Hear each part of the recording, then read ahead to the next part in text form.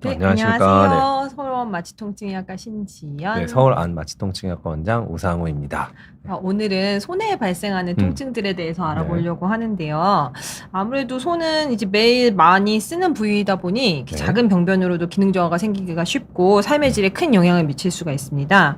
우선 손이 해부학적으로 어떻게 생겼는지 좀 보여드리려고 하는데요. 손에는 뼈가 되게 많죠. 이제 네네. 뼈가 27개, 관절이 네. 30개, 뭐 그 외에 인대, 힘줄, 신경, 혈관이 모두 이제 모여있는 매우 복잡한 구조입니다. 그래서 통증은 이제 피부의 힘줄, 근육, 인대, 관절, 신경 등 다양한 구조물에서 기인할 수가 있기 때문에 이제 언제부터 아팠는지, 어디가 아픈지 이제 잘 확인하는 게 중요한데요. 네. 우선은 뼈부터 보면 이제 아까 말씀드린 것처럼 27개의 뼈가 있는데 여기 그 손목뼈가 8개가 있고요. 이건가요? 네. 네. 손목뼈가 여기 8개가 있고 이제 수근골 여기 그 밑에 중수골이 5개. 그러니까 뼈 손가락이 5개니까 5개가 있고 그다음에 우리가 흔히 손가락이라고 생각하는 부분들. 네. 이제 그 지골들이 있는데 요 4개는 3개씩 있고 엄지에는 2개 있어서 더하면 27개가 된다네요. 네. 더하기까지는 안 해봐. 그래서 그렇게 있고 신경의 분포를 봐보면 이제 정중신경, 요골신경, 척골신경이 있는데요. 정중신경이 이 손목 터널을 지나서 엄지손가락부터 이 그림에 보이는 것처럼 엄지부터 네 번째 손가락의 반까지를 지배하고 그리고 이제 척골신경이 구용스 캐널이라고 요 옆쪽 여기를 지나서 새끼손가락과 약지, 그 4번째 손가락의 반을 지배하고 요골신경은 주로 엄지 쪽과 엄지의 손등 쪽의 감각을 지배하게 됩니다. 그리고 근육이랑 힘줄들을 보면 이제 손가락 앞쪽에 이 전면에는 손가락을 이렇게 굽히는 근육들이 있고 그 등 쪽에는 손가락을 이렇게 펴는 뒤쪽을 제낄 수 있는 이런 근육들이 존재하고요. 안에 이렇게 벌릴 수 있는 내재근들, 이렇게 해야 될까요? 이렇게 벌렸다 폈다 할 수 있는 내재근들이 있습니다. 그래서 이런 근육과 힘줄들은 아무래도 건초염이나 방아쇠 수지, 그리고 이제 엄지 쪽에 여기 손목에 주로 발생하는 득계리뱅 건초염 이런 것들과 관련이 있습니다. 그래서 손 통증을 이제 주요 원인별로 생각을 해보면 사실 대부분은 과사용에 의해서 생기는 경우가 많아요. 득계리뱅 건초염이든 방아쇠 수지든 손목 터널 증후군이든 다 그 과사용으로 인해서 생기는 경우가 많고 그다음에 관절과 관련돼서는 관절염이 잘 있겠죠. 퇴행성 골관절염이나 류마티스 관절염 등이 있을 수 있습니다. 그리고 이제 아무래도 이렇게 짚으면서 외상으로 인해서 생기시는 경우도 많죠. 그래서 이쪽에 삼각섬유연골 복합체라고 하는 TFCC 손상이나 뭐 각종 인대들의 손상이 있을 수 있고 뭐 당연히 골절들도 생길 수 있고요.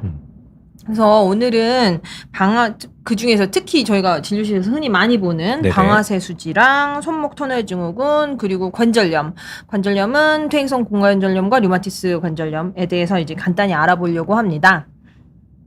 그래서 우선은 먼저 혹시 이게 우상 원장님은 그런 적 없나요? 손가락을 구부렸다 펼 때 이렇게 딸깍딸깍 소리가 나거나 아침에 이렇게 손가락이 막 굳은 느낌이 들거나 그쵸. 이런 게 있으시면 보통 방아쇠 수지 영어로는 트리거 핑거라고 하는데 약간 트리거 그러니까 그 총 쏠 때 트리거라고 하죠. 그래서 이름처럼 방아쇠를 당겼다 놓을 때처럼 이 손가락이 걸리는 증상을 말합니다.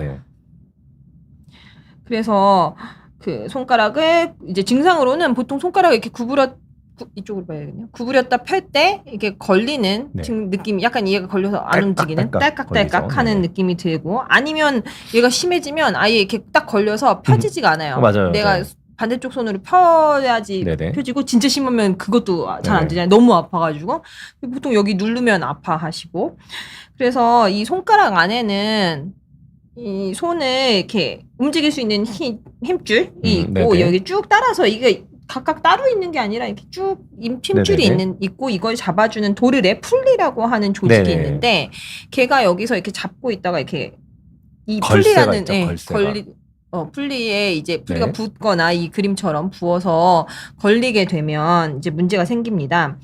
특히 이제 손을 많이 쓰는 분들, 반복적인 동작을 하는 사람들, 그리고 항상 여자분들이 좀 많이 오시는 것 같아요. 주부나 요리사, 막 칼질을 많이 하시거나 미용사, 그리고 컴퓨터 많이 하시는 분들, 코딩 하시는 분들한테 흔하고 그래서 50, 60대 여성이나 당뇨병 있는 분들한테서 많이 생깁니다.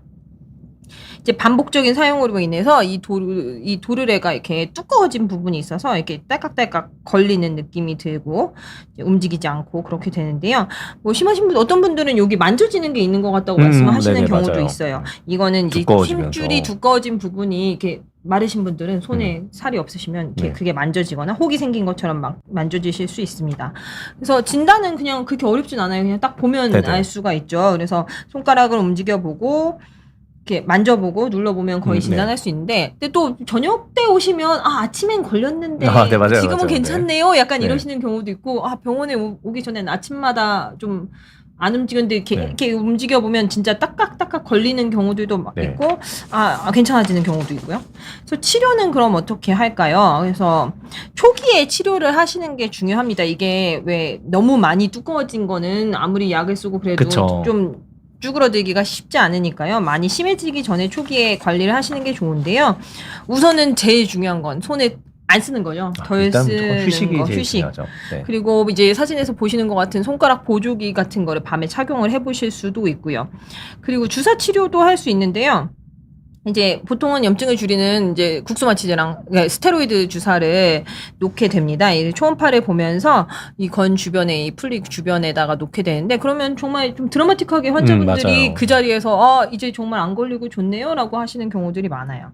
근데 이런 보존적 치료로도 물론 근데 호전이 안 되거나 주사에 맞았는데도 이제 좀 있으면 재발을 한다거나 네. 그러시면 이제 수술적 치료를 고려하게 됩니다.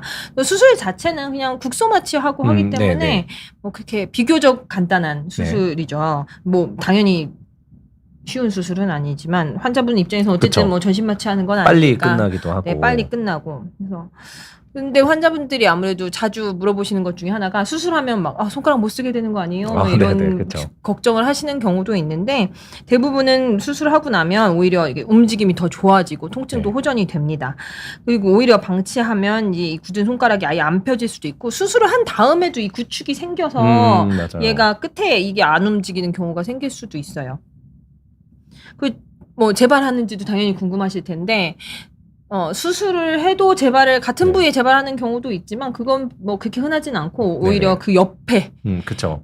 세 번째 손가락에 수술을 했는데 네 번째가 또 걸려요. 이러는 좀 안타까운 상황이 있을 수도 있지만, 그거는 결국은 손을 많이 쓰셔서 생기는 거기 네네네. 때문에 기본적으로 손 사용을 줄이시는 게 좀 좋습니다.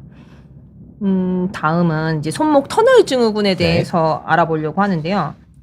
좀 밤에 이렇게 손이 저리고 막 그것 때문에 잠에서 깨게 된다거나 아침에 손이 뻣뻣하고 약간 그쵸. 감각이 저하된 것 같은 저리거나 감각이 네. 떨어진 거 남의 손 같다거나 이런구나, 아니면 손에 좀 힘이 빠져서 이런 물건 같은 거 약간 떨어뜨리게 된다거나 그런 느낌이 드신다면 이거는 손목 터널 증후군일 가능성이 높습니다. 그래서 손목 터널 증후군은 이 아까 말씀드렸던 정중신경이 이 손목 중간 딱 정중, 이름이 네네네네. 그래서 정중신경인가 봐요. 가운데를 쪽에. 지나서. 근데 이 손목뼈가 약간 이렇게 우미처럼 요렇게 폭패여 있고 안에 손가락을 움직이는 이렇게 9개의 건들이, 힘줄들이 이렇게 다 여기에 지나가는데, 그 위에 정중신경이 이렇게 딱 놓여져 있고 굉장히 두꺼운 지지대 같은 것이 있거든요. 네네네. 그래서 이 통로를 손목 터널이라고 하고, 그래서 이름을 손목 터널 증후군이라고 네네. 하죠. 그래서 근데 이 안에 있는 뭐 어떤 이유에든지 이 힘줄들이 붙거나 뭐 손목이 좁아져서 이 공간이 좁아지면 이 신경이 눌리면서 이 손이 저린 증상이 나타나게 되죠. 그래서 약간 이렇게 좀 좁아진 통로로 이렇게 기어 나가려다 보면 거기가 압박이 돼서 눌리는 거라고 생각하시면 될 것 같습니다. 또 이제 힘줄이 부어 있는 상태에서 이제 신경을 압박을 하면 신경도 또 붙는데 그게 이제 아무래도 폐쇄된 공간이니까 혈액순환이 더 안 되고 염증이 악화되고 그래서 저리저리하고 악순환을 계속 돌게 되죠, 보통. 그래서 말씀드린 것처럼 증상으로는 이제 엄지손가락, 검지손가락, 그리고 중지, 그리고 네 번째 손가락의 반 정도까지, 여기까지. 새끼 손가락은 안 저려요. 근데 그 환자분들한테 근데 물어보면 잘 이게 모르시는 경우도 있어요. 새끼도 저린가? 이러다가 저린가 물어보면 여쭤보면 손바닥에 다 저려요. 근데 다 저린 것 같은데요. 그런데 이제 그러면 저희 진단적 목적으로도 이제 블럭을 주사를 해보잖아요. 그러면 확 좋아지면 나중에 생각해보면 새끼는 안 저렸던 것 같아요. 이렇게 그쵸. 말씀하시는 경우도 있죠. 그래서 특징적으로 새끼가 안 저린 게 특징이고요.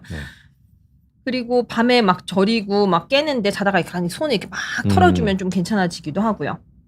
그리고 물건을 자주 떨어뜨리는 느낌, 아까 말씀드린 것처럼 감각이 둔해지고 뭐 이런 손가락 힘이 약해지고 엄지 손가락 살이 이렇게 이 그림처럼 요 엄지 손가락에 있는 테너머슬이라고 하는데 여기에 살이 위축이 돼서 네. 이렇게 빠지는 경우들이 하죠. 생깁니다. 네. 그래서 어떤 분들은 이게 손목이 아파요라고 네. 말하는 경우도 있는데 대부분은 이제 신경이 눌려서 생기는 감각의 문제예요. 네네. 그럼 이런 거는 또 언제 자주 생길까요, 우성 원장님? 이제 보통은 뭐 손목을 당연히 그 많이 쓰시는 분들한테 잘 생깁니다. 이제 제일 흔한 게 컴퓨터 많이 쓰시는 분들. 아무래도 저희가 이제 키보드 치거나 마우스 할 때 손목이 이렇게 구부러지니까 그것 때문에 요새는 뭐 손목으로 이렇게 펴고 쓸 수 있는 마우스라든지 키보드가 나오긴 했지만 어쨌거나 이제 컴퓨터 많이 쓰시는 이제 직장인 분들한테도 많이 생기고요. 또 집안일 할 때 아까 말씀해 주신 것처럼 이제 뭐 그 많이 손목을 쓰시는 이제 주부분들, 뭐 여성분들한테 굉장히 많이 생기죠. 특히 이제 육아 중이다 하면 뭐 거의 100% 네, 손목 터널, 뭐 허리 통증 다 무조건 오니까요. 온몸이 아파요, 육아 중이면. 이제 손목도 뭐 아기들 안아주고 할 때 이제 워낙 많이 쓰다 보니까 거의 기본적으로 다 온다고 보시면 될 것 같습니다. 뭐 그 외에도 뭐 운전, 정리, 요리, 뭐 아니면 스마트폰 많이 사용하시는 분들도 올 수 있고요. 이제 기저질환 중에서 당뇨가 있으신 분들이라든지 그런 분들은 이제 원래 염증 자체가 잘 생기니까 당뇨 있으신 분들도 잘 오시고 뭐 갑상선 질환이나 류마티스 질환 이런 거랑 연관돼서 오시는 분들도 많을 수가 있죠. 임산부의 경우에도 호르몬 변화라든지 뭐 부종으로 인해서 일단 손목 자체가 많이 부어오르니까요. 신경이 눌리면서 그 증상들이 나타나시는 경우가 많이 있습니다. 그러면은 이제 진단은 저희가 어떻게 할까요? 일단은 제일 중요한 거는 증상이겠죠. 손처럼 먼저 부위를 이제 저희가 확인을 합니다. 이제 틴넬 사인이라고 해서 저희가 정중신경을 건드렸을 때 이제 신경이 지나가는 위치를 저희가 자극을 줬을 때 그 쩌릿쩌릿하거나 아픈 느낌이 유발되는지 그 검사를 저희가 틴넬 검사라고 해요. 틴넬 검사는 실은 뭐 손목에도 할 수 있지만 뭐 팔꿈치 쪽에도 할 수가 있고 뭐 신경이 지나가는 위치에는 이제 툭툭 쳐봤을 때 원래 아팠던 느낌이 유발되면 이 양성이다, 이 병이 있을 수 있겠다라고 이제 의심을 하고요.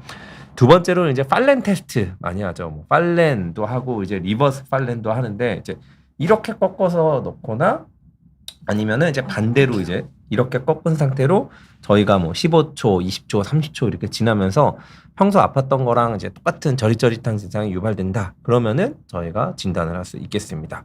확진을 위해서는 이제 뭐 신경 근전도 검사라고 해서 그 신경이 지나가는 경로 쪽에다가 이제 전류를 흘려보내면서 뭐 전류의 크기라던가 이런 것들을 보고 확인하는 그런 기능 검사가 있을 수가 있고요. 뭐 초음파나 MRI도 도움이 됩니다. 초음파는 굉장히 이제 간단하게 손목에다 딱 대면은 그 정중신경이 지나가는 경로를 이렇게 따라가다 보면 지금 보여주시는 저 화면에 띠 아래쪽으로 정중신경이 저렇게 이제 크게 부어 있는 게 보여요. 그러면은 초음파로 간단하게 진단을 할 수도 있겠죠. 치료는 어떻게 하느냐? 뭐 일단 증상의 진행 정도라든지 이런 부분들에 따라서 치료 방법이 당연히 단계별로 이제 달라질 수 있습니다. 초기에는 뭐 당연히 비수술 치료를 먼저 하게 되고요. 손목의 사용을 줄이고 휴식을 취해주면서 일을 하실 때 이제 손목 보호대를 착용하시면 당연히 도움이 되실 수가 있을 거예요. 또 이제 염증이다 보니까 비스테로이드성 소염진통제라든지 아니면 이제 저릿저릿한 이런 신경통에 사용하는 뭐 가바펜틴, 프레가발린 이제 이런 약제들이 도움이 될 수가 있고요. 뭐 물리치료도 도움이 될 수가 있습니다.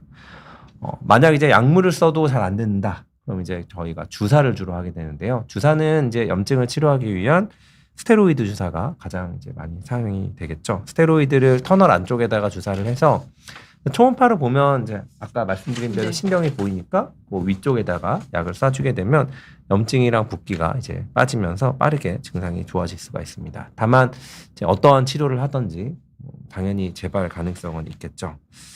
그래서 보존적 치료가 실패하거나 아니면 이제 주사를 여러 번 했는데 계속 반복되거나 뭐 심지어는 손가락의 힘이 약해진다. 이제 이런 증상이 나타나게 되면 저희가 이제 수술을 고려를 하게 됩니다. 뭐 신경을 이제 풀어주는 수술이라고 생각하시면 되고요. 아까 너 너무 늦게 아까 그렇게 엄지손가락 살 빠질 때까지 기다렸다가 하는 것보다는 미리 하시는 게 좋죠. 이게 수술이 참 어려운 게 너무 빨리 하게 되면 나중에 또 퇴행성이 오니까 재수술하는 시기가 빨라질 수 있는 반면에 그렇다고 계속 그냥 미루기만 하면 이제 기능이 너무 떨어져 버리면 나중에 수술하고 나서도 기능 회복이 잘 안 되는 경우가 있으니까. 그냥 적절한 시기를 주치의 선생님과 상의해서 결정을 하시는 게 제일 좋습니다. 실제 이제 그 손목 터널 증후군 수술은 저희가 이제 수술하는 과는 아니지만 네. 뭐 이제 많이 좀 봐서 듣고 보고해서 알죠. 이제 아까 뭐 원장님께서 그 바가지 손가락도 네. 국소 마취하고 간단하게 네. 한다고 말씀하셨는데 손목 터널도 그렇게 국소 네. 마취하고 국소 마취하고 보통 많이 하니까. 네, 뭐 시행을 하고 회복도 굉장히 빠르고 뭐 잘 되니까요. 만약 이제 근전도를 했을 때 저희가 근전도를 하면 이게 이제 마일드, 뭐 모더레이트, 네. 시비어에서 이제 단계를 구분해 주시거든요. 만약 초기 단계나 이제 중간 단계면 실은 이거 좀 아까우니까 네, 좀 최대한 기다려볼까, 약간. 기다려볼까 네. 끌고 가볼까 할 수 있는데 이게 이제 시비어 단계, 뭐 되게 심각한 단계고 이미 주사를 여러 번 했는데 실패했으면 계속 그냥 뭐 기다리는 것보다는 아마 수술을 결정하시는 것도 도움이 되실 수가 있을 겁니다. 예방을 위해서는 이제 어떻게 하느냐? 너무 당연하죠. 덜 써야 되니까 저희가 컴퓨터, 스마트폰 이런 거 사용을 좀 줄인다든지 손목이 꺾이지 않게 이제 중립 자세를 유지하시는 것도 중요하고요. 뭐 보호대 같은 게 당연히 도움이 될 수가 있겠죠. 그리고 손목 스트레칭 자주 해주시고 물건을 들 때는 이제 한 손으로 계속 그냥 드는 것보단 양손으로 같이 들어준다든지 그렇게 하시면은 아니면 다른 사람 시키던가. 그렇죠. 다른 사람과 함께하거나 네, 아니면 시키거나 네, 좋겠죠. 네 그렇게 하고 이제 뭐 간단한 스트레칭 같은 것도 많은 도움이 될 수가 있고요. 다음은 저희가 나이가 들면 점점 이제 많아지는 손가락 관절염에 대해서 좀 알아보도록 할까요? 네. 혹시 뭐 이런 증상 선생님 겪어본 적 있으세요? 뭐 손가락 마디가 아프고 뻣뻣하다든지 막 아니면 이제 구부러져서 모양이 변한 것 같다든지 아니면 이제 아침에 일어났는데 손가락을 막 움직이기 힘들다. 아직은 없는 것 같아요. 아직은 없어요. 다행이시네요. 근데 엄청 주사 많이 한 날. 맞아요. 조금 엄지손가락 그럴 때 있어요. 네, 그리고 그 다음날 네. 아침에 확실히 막 뻣뻣하고 네. 뭐 아픈 느낌들이 좀 들 때가 있습니다. 이게 이제 이런 증상이 있으면 관절염, 그러니까 이제 특히 손가락 관절염일 수가 있죠. 손가락 관절염은 손가락 마디마디에 이제 염증이 생기는 거. 이제 특히 이제 뭐 퇴행성 변화가 생기다 보면 퇴행성 관절염이라서 염증이 생기기가 쉬운데 뭐 그렇게 생기는 뭐 통증이라든지 기능장애 이런 것들을 이제 통칭해서 저희가 관절염이라고 얘기를 합니다. 크게 이제 뭐 원인은 굉장히 많은데요. 그 중에 크게 가장 많은 두 가지가 이제 퇴행성 관절염 그리고 뭐 많이 들어보셨겠지만 류마티스 관절염 이렇게 보시면 될 것 같아요. 퇴행성 관절염은 말 그대로 손가락을 우리가 이제 너무 많이 쓰기 때문에 생기는 거. 그러니까 마디 사이사이에는 이제 매끄럽게 움직이게 해줄 수 있는 연골이 들어있는데요. 이 연골이 사용을 하다 보면 나이가 들어서 점점 닳아 없어진다든지 뭐 손상이 된다든지 이런 것들이 생겨져요. 그렇게 되면 막 뼈들이 웃자라거나 이러면서 마디 자체도 두꺼워지고 아니면 관절 피막이 두꺼워진다던가 이러면서 이제 변형이 생길 수가 있겠죠. 많이 사용하면서 생기는 걸 저희가 퇴행성 관절염이라고 하고요. 두 번째는 이게 그냥 많이 사용하지 않았는데도 그러니까 류마티스 관절염. 류마티스 예전에는 뭐 인자를 체크해서 했기 때문에 이제 류마티스 관절염이라고 불렀는데 이제 자가 면역 질환이죠. 이제 우리 몸의 면역 체계가 밖에서 들어오는 세균이랑 싸우는 게 아니라 자기의 이제 관절을 이제 공격을 해서 생긴다라고 이제 보고 있습니다. 그런 이제 염증성 질환이죠. 대부분 이게 그 퇴행성은 많이 쓰는 쪽을 위주로 많이 생기는데요. 류마티스는 이게 전신적인 시스테믹한 질환이다 보니까 네. 어느 한쪽이나 어느 한 손가락 많이 쓰는 손가락만 생기는 게 아니라 그냥 좌우 여러 개 한꺼번에 그냥 생기던지 뭐 10개 손가락을 갑자기 침범한다든지 손발이 동시에 나타난다든지 이제 이렇게 이제 생길 수가 있어요. 우선 퇴행성 관절염을 알아보면 퇴행성 관절염은 노화에 의해서 보통 많이 생기는데요. 나이가 들면 연골이 마모가 되게 되죠. 이제 요리나 청소, 뭐 손을 많이 쓰시다 보거나 아니면 이제 일하실 때도 반복적으로 손을 쓰시게 되면 결국에 이제 퇴행성이 빨리 오기 때문에 퇴행성 관절염이 빨리 올 수밖에는 없어요. 뭐 유전적인 요인도 있고 뭐 호르몬 변화도 영향을 줄 수가 있죠. 뭐 호르몬 변화가 되면 뭐 골다공증 같은 것도 생기기가 쉽고 하기 때문에 이제 특히 이제 뭐 갱년기 이후에 여성분들한테 흔하게 생길 수가 있습니다.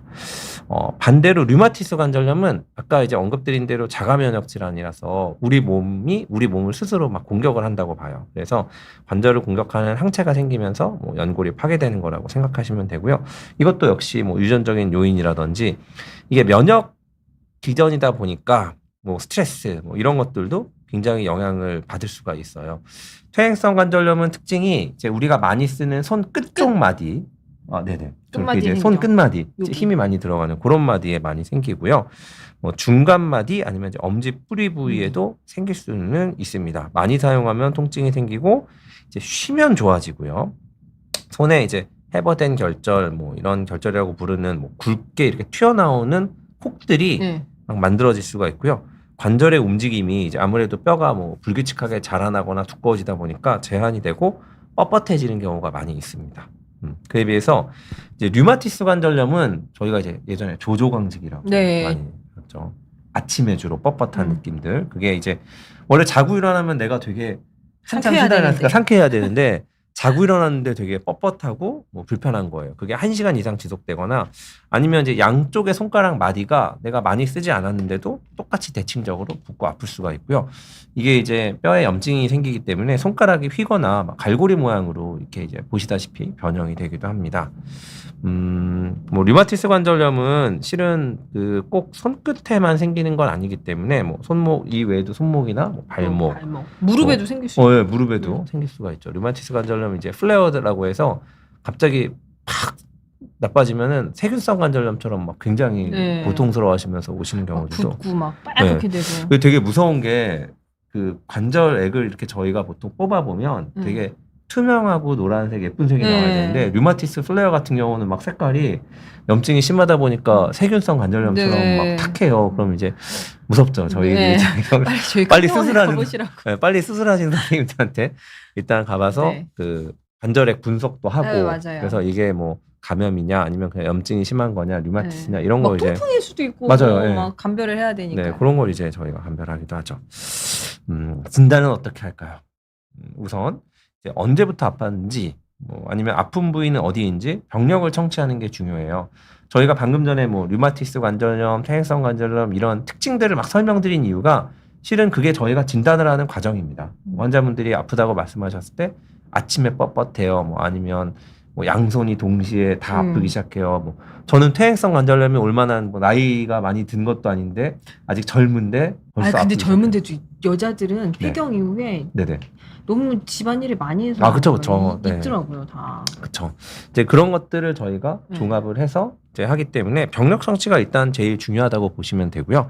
뭐 손가락의 모양이나 뭐 붓기 등을 확인하고 눌렀을 때 뭐 압통이 있는지 뭐 이런 것도 보고요. 엑스레이 검사는 뭐 워낙 기본 검사니까 저희가 찍어서 뭐 변형이 있는지 확인을 하고 그 외에 이제 여기 보시다시피 이제 관절 안에 간격이 좁아지고 이렇게 뼈가 튀어나오고 저기 붙어 있죠. 못생기게 되죠. 네네. 그리고 아니면 이제 피 검사를 해서 류마티스 인자라든지 실은 요새는 이제 그 안티 CCP라고 하는 그 항 CCP 항체 이런 것들이 피 검사를 했을 때 류마티스 진단을 하는데 제일 중요하다고 보시면 되겠습니다. 관절염은 이제 완치가 완치가 어려워요. 실은 이제 쓰다 보면 생기는 거다 보니까 실은 이제 완치라는 개념보다는 저희가 뭐 병을 관리하는 거 그래서 뭐 통증을 완화시키고 기능을 꾸준히 유지시켜 주시고 이제 그게 목표라고 보시면 될 것 같아요. 그래서 치료는 우선 제일 기본적으로 약물 치료를 합니다. 이게 관절염, 그래서 염증이다 보니까 당연히 진통 소염제, 소염제를 쓰겠죠. 그래서 그걸로 통증과 염증을 줄이고요. 다만 이제 류마티스 관절염은 이게 자가 면역 질환이다 보니까 면역을 조절하기 위해서 면역 억제제라든지 아니면 이제 항류마티스 약제들이 또 개발되어 있는 게 있죠. 드마드 같은 거 그런 걸 이제 쓴다든지 하고요. 너무 심한 경우에는 저희가 관절 부위에 스테로이드 주사를 하기도 해요.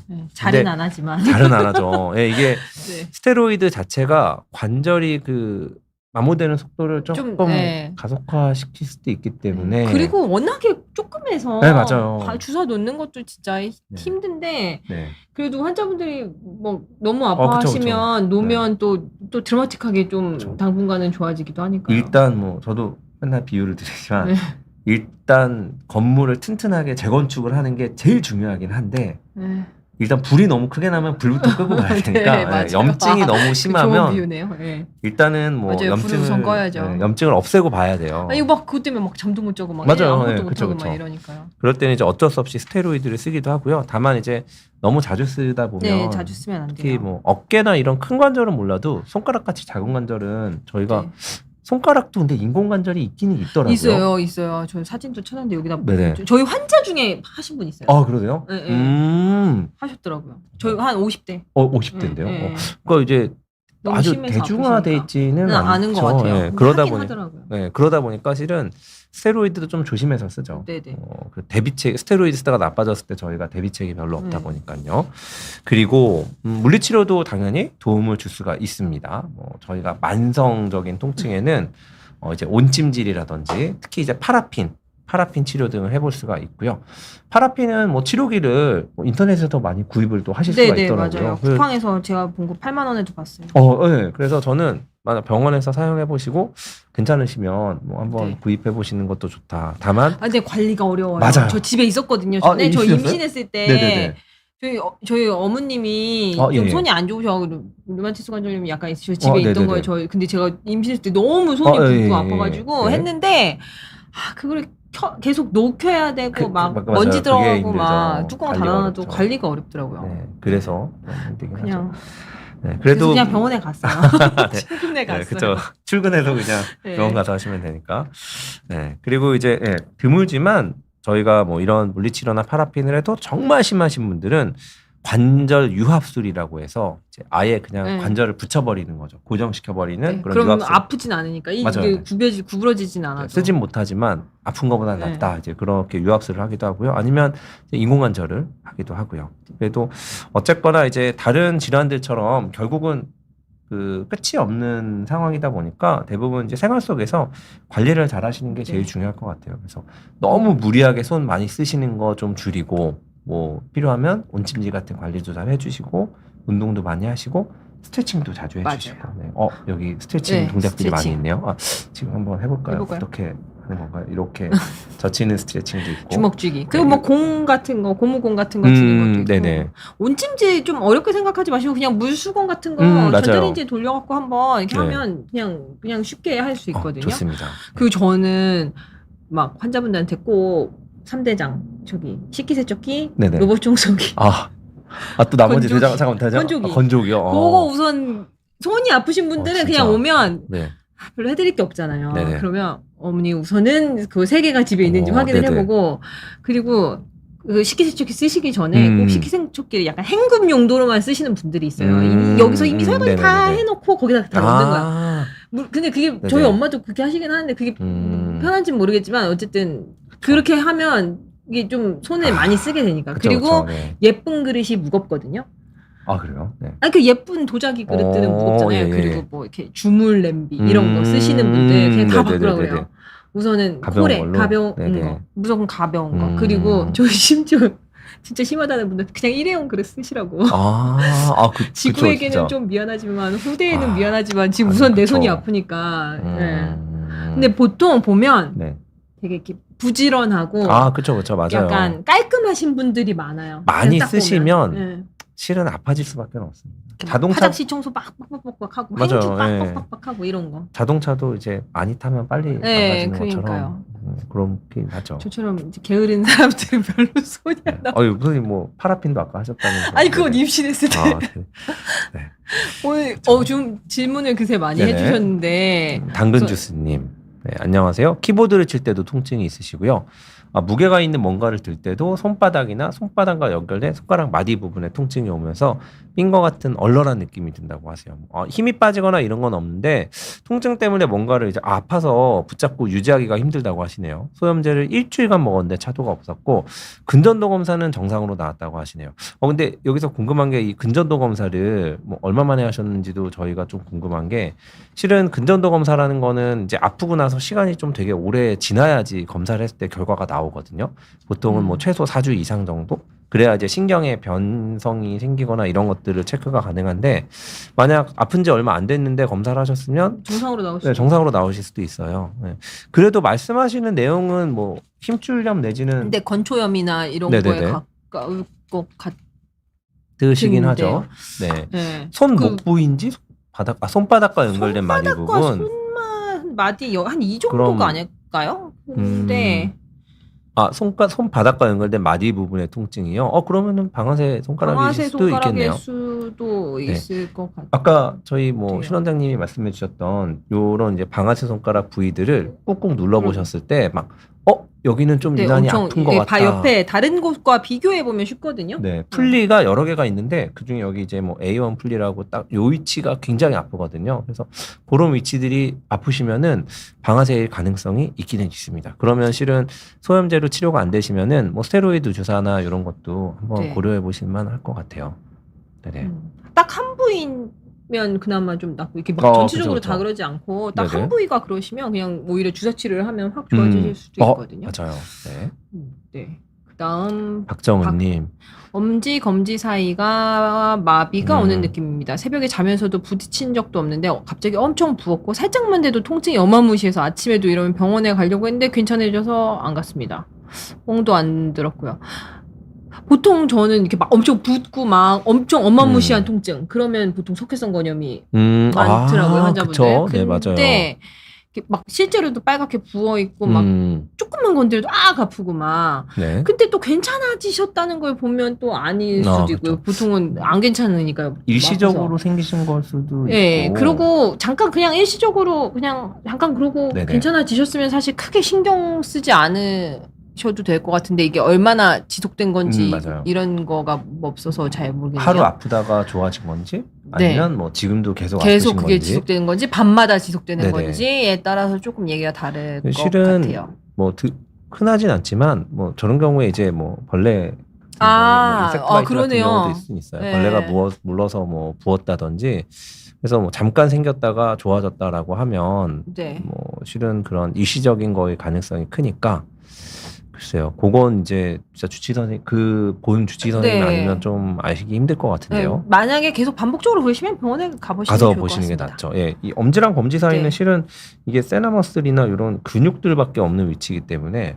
여기라고 하면 조금 어딘지 좀 저희도 정확히 지금 이게 감을 못 잡겠네요. 위치는 글로 봐서는. 네. 다음 충신님, 네, 안녕하세요. 손가락 중간 마디가 365일 시리고 통증이 있다고 하시는데요. 55세 남성분이시라고 하네요. 손가락 중간 마디면 전체 모든 손가락이 그런 건지 또 하나만 그런 건지 그런데 마디가 아프면 보통 관절염인 경우가 많죠. 그렇죠. 네. 남성분이라고 하시니까 실은 저희가 류마티스를 쉽게 의심하기는 어려운데 그 젊으신 분들도 이렇게 남자분들도 이게 일 자체가 손을 막 많이 쓰는 일들을 하시면 올 수밖에 없어요 이게. 맞아요. 손가락을 많이 쓰시는 일을 하시는지 그런 것도 저희가 좀 궁금하고. 요즘에는 또 막 골프 운동하고 라켓 스포츠 하시는 분들도 꽤 많이 오시거든요. 근데 실인 걸 보면 그리고 실이고 저리고 이러면 이렇게 한 부위만 그런 게 아니고 전체적으로 그러시면 또 뭐 신경통 때문에 그럴 수도 있기 때문에 뭐 신경 근전도 이게 어느 손가락의 중간 마디인지 뭐 그것도 좀 저희가 알았으면 좋겠고 이제 손바닥 쪽도 아프신 건지 뭐 이런 것도 궁금하고요. 뭐 소염 진통제는 드셔보셨는지 반응은 있었는지 뭐 반응은 있었는지 그리고 원래 손가락을 많이 쓰시는 일을 하는지 뭐 이런 것들도 그리고 겉보기에 좀 부어 있으신지 뭐 이런 거에 그런 따라서 것도 좀 중요할 것 같긴 하세요. 네. 에스터 팡님.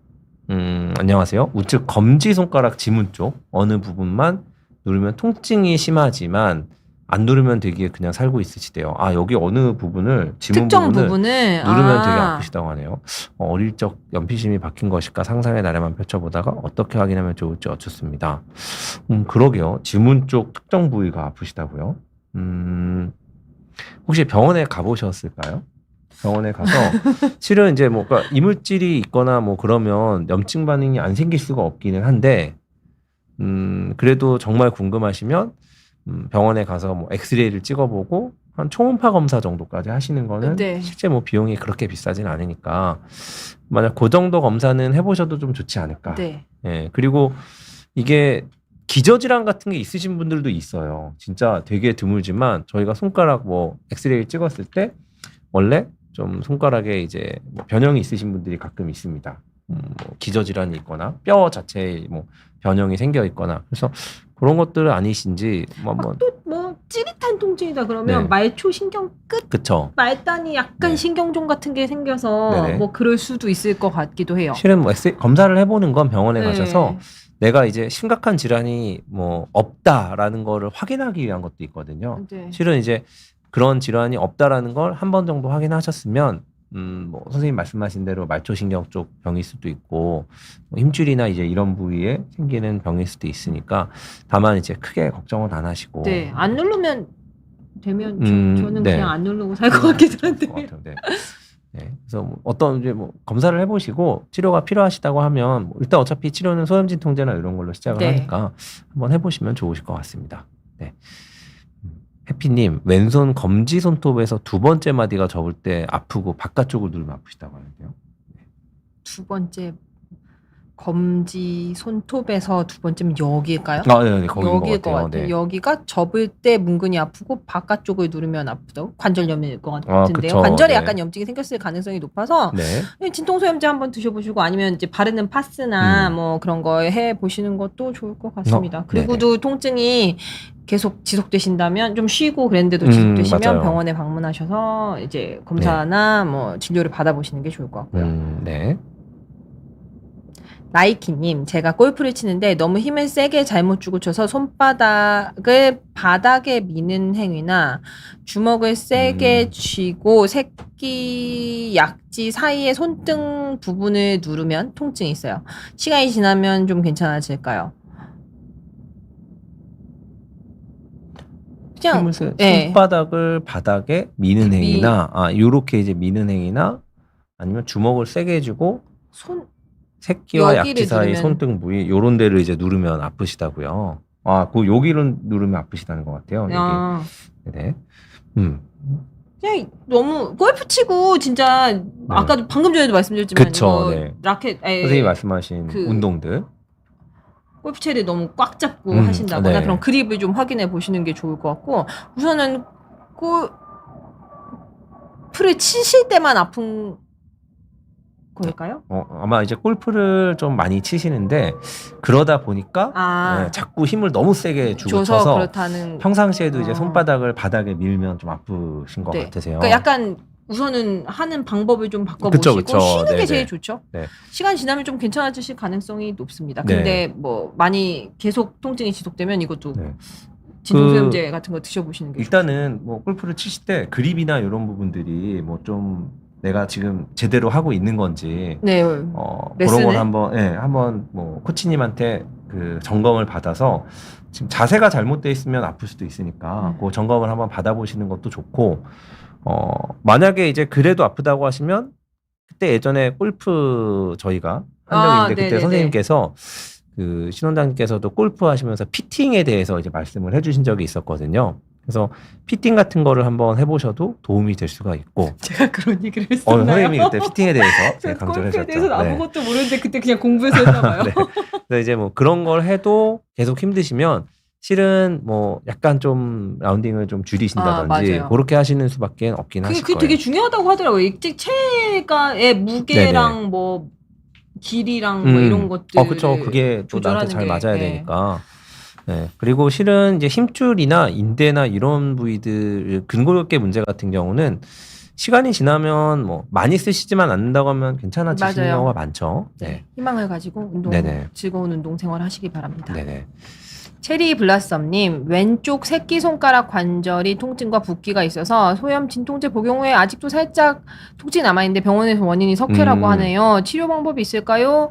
석회가 뭐 아마도 엑스레이나 초음파상에서 확인돼서 그렇게 말씀하신 것 같은데 진통소염제 복용을 조금 더 지속하셔도 될 것 같고 충격파도 한번 해보시는 것도 방법입니다.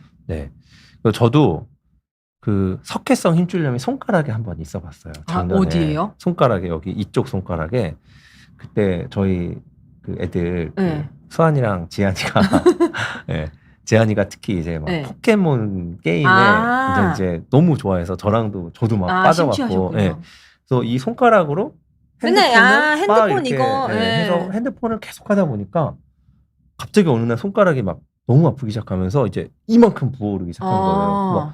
통증이 웬만하면 참으려고 했는데 너무 욱신거려서 이제 잠을 못 잘 것 같아서 엑스레이를 찍어봤더니 진짜 요만한 석회가 있더라고요. 그래서 저도 이제 처음에는 소염진통제랑 타이레놀 같은 약들만 먹고 좀 그 시기를 넘어가려다가 이거 안 되겠다. 그 손가락이니까 주사는 안 하고 그냥 저는 이제 스테로이드 먹는 걸로. 먹는 손가락은 이제 스테로이드로. 실은 주사를 자주 하진 않으니까 그냥 먹는 스테로이드를 한 3일 먹고 그 다음에 이제 붓기가 염증이 싹 가라앉아서 그 다음부터는 이제 좀 많이 안 했거든요. 실은 비슷하게 해서 이제 소염진통제를 드셔도 되고 필요하면 스테로이드를 써도 되고 그렇게 해서 이제 염증을 빨리 가라앉히신 뒤에 재발하지 않도록 관리하시면 제일 아마 좋으실 거고요. 선생님이 말씀해주신 대로 석회성 힘줄염에는 저희가 충격파를 많이 네. 쓰죠. 네.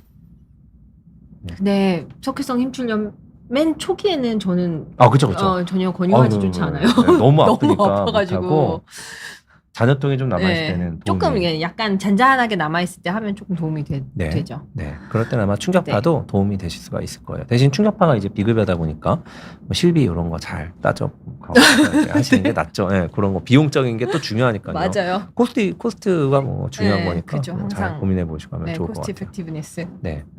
권휘님 안녕하세요. 제가 손이 가끔 떨리고 쥐가 나는 현상이 있고 쥐가 나는 현상은 어떻게 푸는지 궁금해요. 네, 쥐가 난다는 게 약간 아마 손목 터널 증후군에서 이렇게 저리저리한 쥐가 나시는 걸 말씀하시는 거겠죠? 막 이렇게 근육에 크램핑이 오는 그런 쥐를 말씀하시는 것 같지는 않아요, 그죠? 네네네. 아마 손에 저리저리하고 그런 거 떨리는 느낌도 있다고 하시니까 네. 아마 그런 걸 것 같긴 한데요. 쥐 나는 현상은 일단 그 원인이 뭔지를 알아야겠죠. 네. 이게 그 진짜 근육을 많이 쓰시면서 그것 때문에 꽉 이렇게 이제 근육이 긴장을 해서 잘 안 풀리는 그런 뭐 클램핑 같은 느낌이 들어서 쥐가 난다고 하신 건지 아니면 진짜 짜릿짜릿한 그런 뭐 손목 터널 같은 증상이 나타나시는 건지 이제 그걸 알아야 될 거고 실은 근육통인지 신경통인지 알면 치료 방법은 정해져 있죠. 네, 뭐 신경통이면 주사를 하시거나 아니면 근육통 쪽이면 좀 이제 똑같이 물리치료 뭐 이런 걸 하시면서 천천히 풀어주시거나 아마 이제 그렇게 관리를 하시면은 아마 도움이 되실 것 같습니다. 네. 근데 이게 근육에서 오는 건지 신경에서 오는 건지는 뭐 주치 선생님 만나보고 뭐 말씀하신 대로 뭐 위치도 따져봐야 되고 뭐 진짜 증상이 어떤 증상인지도 봐야 되니까 한번 병원에 가서 보시면은 굉장히 도움이 되실 것 같은데요. 네. 선장님 안녕하세요. 젊었을 때 80년대 타자를 10년 정도 치셨대요. 10년 정도 치셨고 진짜 타자기로 10년을 치셨을 것 같아요. 그 후에는 이제 워드를 20년 정도 친 사람으로서 손가락 관절염이 올 가능성이 높은지 걱정입니다. 몇 년 전에 손가락이 부어서 손바닥에 주사를 4차례 맞고 치료를 해서 지금은 괜찮으시다는데 예전에 손가락을 과하게 썼던 게 이제 관절염에 영향을 끼칠지 걱정이라고 하세요. 그때 병명이 건초염이라고 했다고 합니다. 손바닥에 4차례 마셨다고 하는 거 보면 아무래도 방아쇠 손가락일 것 같은데 지금은 다행히 통증이 전혀 없으시대요. 그럼 걱정 안 하셔도 되지 않을까요? 네. 이미 쓴 거는 어쩔 수 없습니다. 저는 항상 미리 사서 걱정할 필요 없다고 생각하는 사람이어서 지금 안 아프면 그냥 행복하게 잘 살면 되지 그리고 않을까요? 지금 걱정을 하신다고 해도 뭐 딱히 할 수 있는 건 없죠. 이미 많이 썼기 때문에 그냥 뭐 덜 쓰시고 앞으로도 이제 앞으로 좀 아껴주고 잘 쓰고 조금 아플 것 같다 그러면 찜질 잘 해주시고 스트레칭 해주시고 그러면 될 것 같아요. 근데 크게 걱정은 안 하셔도 될 것 같습니다. 현재 다행히 통증이 없으므로. 네, 뭐 관리를 해주시면 좋지만 뭐 흡연이랑 음주랑 똑같죠. 내가 지난 뭐 10년 동안 흡연이랑 음주를 했다고 하면 이미 한 거는 어떻게 되돌릴 수는 없잖아요. 네, 대신 앞으로 저희가 안 하고 건강을 잘 챙기는 게 중요한 것처럼 뭐 지금은 안 아프시면 염증이 없는 거니까 크게 걱정하실 필요는 없고 평상시에 관리 잘 해주시고 조금 아프다 싶으시면 빨리 병원에 가서 주치 선생님 만나보셔서 뭐 염증이 있는지 그런 것들 한번 체크해 보시면 좋을 것 같아요. 그 손바닥에 주사를 하셨다는 거는 아마 방아쇠 손가락을 쳤을 가능성이 크기는 한 것 같아요. 네, 저희가 주사를 잘 안 하거든요. 방아쇠 손가락 외에는. 네, 그렇게 방아쇠 보이네요. 손가락이랑 손목 터널이랑 네, 맞습니다. 제일 많이 하는. 네네. 김은진님, 제가 주먹 쥐는 거 연습을 해야 되는데 5번째 손가락이 안 들어간다고 하시네요. 5번째 손가락이 안 들어간다는 게 무슨 말이죠? 네, 이게 이제 이렇게 돼서 안 쥐어진다는 뜻인가요? 아니면 잘 잘 모르겠네요. 혹시 질문을 김은진님께서 그 5번째 손가락이 안 들어가는 게 이제 뭐 어떻게 안 들어가신다는 건지 굽혀지지가 않는다는 걸까? 뭔지 잘 모르겠어요. 말씀해 주시면 저희가 좀 보도록 할게요. 다음번 엔젤님 안녕하세요. 연골 주사는 예방 차원에서 맞지 않죠. 6개월마다 맞는 것과 더 자주 맞는 것은 어떻게 다른가요? 네, 이거는 이제 손가락은 아니고 무릎 말씀하시는 네, 거겠죠? 내지는 이제 어깨 쪽인 것 같아요. 네. 어깨도 저희가 그 히알루론산 주사를 네. 하긴 하니까요. 근데 이제 6개월마다 하는 건 무릎이니까 네. 아마 무릎을 중심으로 보시면 될 것 같고, 실은 퇴행성이 전혀 없으면 저희가 보험이 안 되죠. 네, 그쵸. 이게 예. 네. 맞아서 문제될 거는 없고 뭐 히알루론산이 부작용은 없겠지만 굳이 뭐 예, 네. 증상이 없고 증상이 퇴행성이 없는데, 전혀 없는데 맞는 게 효과가 있을 것이냐, 실은 그건 이제 모른다가 약간 정답일 것 네. 같아요. 네. 히알루론산을 예방적으로 맞으면 뭐 예방적으로 안 맞는 사람에 비해서 좀 더 좀 좋을지 나쁠지 이거는 아마 연구는 저도 본 적이 없긴 하거든요. 근데 어쨌거나 퇴행성이, 내가 증상이 심하지 않아도 퇴행성이 조금이라도 있으면 뭐 이건 생각하기 나름이죠. 네. 맞아서 뭐 크게 부작용이 있을 건 없으니까요. 퇴행성이 이제 진행이 좀 시작되는 것 같은 느낌이 들면 맞아주셔서 저는 나쁘진 않다고 봅니다. 더 자주 맞는 것은 뭘까요? 그러니까 이제 6개월마다 한 번씩 보험이 되니까 6개월마다 한 번씩 맞으시는 건데, 만약 3개월마다 한 번씩 맞으면 어떨까? 이제 뭐 그런 걸 말씀하시는 것 같아요. 네. 실은 이게 이제 히알루론산 그 용법 자체가 뭐 보험도 그렇고 6개월마다 이제 맞으라고 되어 있기 때문에 그렇게 이제 챙겨서 보통 많이 권유를 드리는데요. 실은 3개월마다 맞는다고 해서 뭐가 문제가 되거나 그러지는 않아요. 예.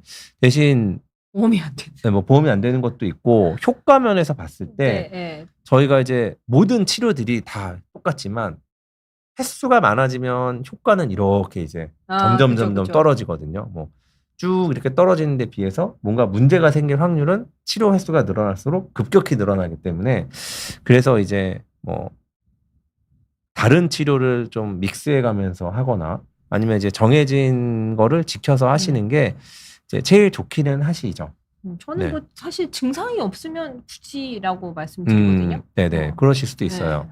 근데 저는 이제 원래 오른쪽이 아파서 오셨는데 엑스레이를 찍어봤더니 네, 왼쪽도 심해. 왼쪽도 퇴행성이 많이 좀 있는 것 같다. 그럼 그러면은 같이 맞으라고 이제 말씀을 드려요. 왜냐면 반대 오른쪽 놓잖아요. 네. 그러면 한 2주 뒤에 그쵸. 다시 오셔요. 네네, 왼쪽도 맞습니다. 아픈 것 같아요. 이러면서. 네. 결국 이제 히알루론산이 망가진 다음에 하시면 뭐 별 의미가 없죠. 망가지기 전에 이제 좀 보호해주는 역할을 하는 거니까요. 실은 뭐 히알루론산은 미국에서는 뭐 저희가 추천 뭐 가이드라인에서 빠졌다 뭐 이래서 뭐 논란이 있지만, 어쨌거나 지금까지 뭐 전 세계에서 제일 많이 쓰고 있으니까요. 오랫동안 쓰고 있는 약제고, 아직까지는 뭐 우리나라에서도 보험이 되고 하기 때문에 뭐 히알루론산을 연고주사들 6개월마다 이렇게 챙겨서 맞으시는 거는 뭐 좋다고 봅니다. 네. 네네. 꽃나리님, 네.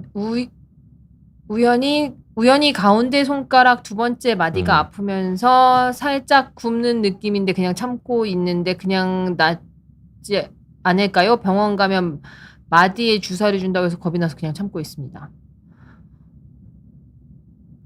방아쇠수지일까요?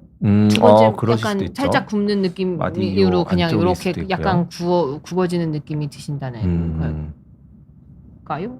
네. 요 두 번째 마디가 아프면서 살짝 이렇게 굽는 느낌이 드신다는 것 같아요. 네. 그게 이제 플리 중에 하나라든지 이제 그 힘줄이 와서 붙어 있는 그런 위치들의 염증이 조금 생기신 것 같은데, 집에서 우선은 뭐 비슬성진통소염제 먹어보시고 원찜질 좀 해주시고 스트레칭 좀 해주시고, 그래도 안 나오면 병원에 가보시는 게 좋을 것 같습니다. 그리고 병원에 가신다고 해서 무조건 주사를 하시는 건 아니기 때문에 병원에서 이제 뭐 좋은 소염진통제 처방받으셔서 치료 받으시면 잘 나을 수도 있고, 실은 이게 병원에 가셔야 되는 이유가 내가 큰 병이 아니라는 걸 확인하기 위한 목적도 있어요. 진짜 정말 저희가 엑스레이 찍다 보면 뭐 흔하진 않지만 뭐 손가락이 이렇게 갑자기 뭐 거대세포증 같은 뭐 자이언트 셀 튜머 같은 뭐 무시무시한 병이 있다거나 뭐 그런 경우들을 가끔씩 보거든요.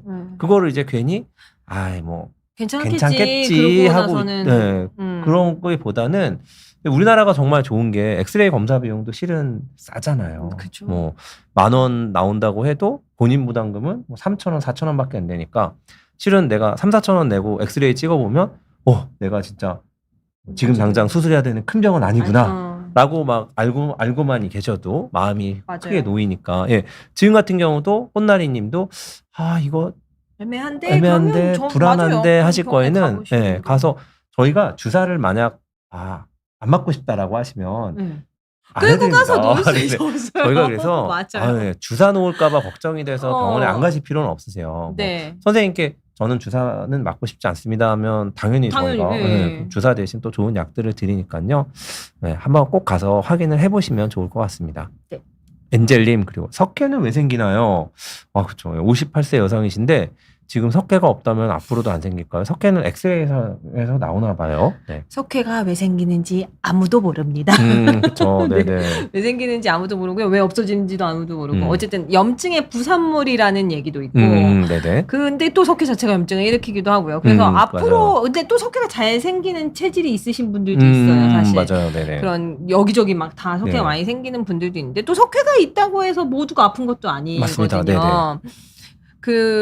그래서 석회가 여태까지 없다고 앞으로도 계속 안 생길 거라고는 말씀은 드리지 못하지만 네. 꼭 그거를 걱정하고 살 필요는 전혀 없고요. 맞아요. 네네. 그리고 석회는 대부분은 X, 조그만 거 아니고 커다라면 X에서 거의 대부분 보이고요. 근데 간혹 너무 조그맣거나 이게 그런 상태 조금 작으면 이제 X에서 안 보이면 초음파에서 보이는 경우도 또 많습니다. 맞습니다. 네네. 맞아요. 저도 이제 손가락은 엑스레이를 찍었더니 여기서 진짜 조그맣게 보였었고요. 그리고 또 신기한 게 팔꿈치가 너무 아파서 팔꿈치 한 번은 제가 제 팔꿈치를 초음파로 봤더니 석회가 있더라고요. 그래서 선생님 말씀대로 좀 잘생기는 체질도 있지 않나.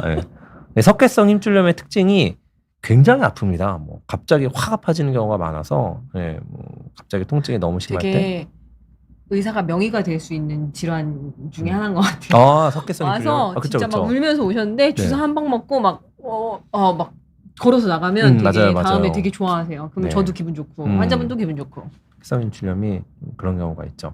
해피님 감사합니다. 마디가 살짝 붉고 붓는 건 염증이 생기는 거겠죠? 네, 그 부분에 염증이 있어서 그럴 것 같아요. 염증이라는 거 자체가 실은 뭐 환자분들께 저희도 뭐 그냥 염증이 있는 것 같아요라고 말씀드리지만 되게 생각해보면 학생 때 배웠던 그 염증의 정의가 뭐 빨갛게 되고 부어오르고 아프고 그런 거기 때문에 저거 자체가 염증이라고 그러니까 붉고 붓는고 아픈 거 자체가 아마 염증이 있을 가능성이 굉장히 크다는 뜻이죠.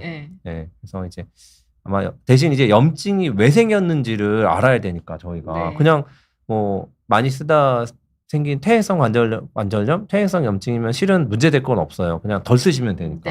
근데 저희가 항상 걱정하는 건 이게 감염. 기저질환이 그렇죠. 말씀하신 대로 세균성 감염이 있으면 항생제를 써야 될 수도 있고 아니면 기저질환이 뭔가가 있어서 염증이 생기는 거면 그 기저질환 자체를 치료를 해줘야 되니까 뭐 특히 뭐 류마티스 질환 맞아요. 류마티스도 있을 수 있고 뭐 악성 질환도 염증들이 뭐 염증 수치 올라가고 이럴 수 있으니까요.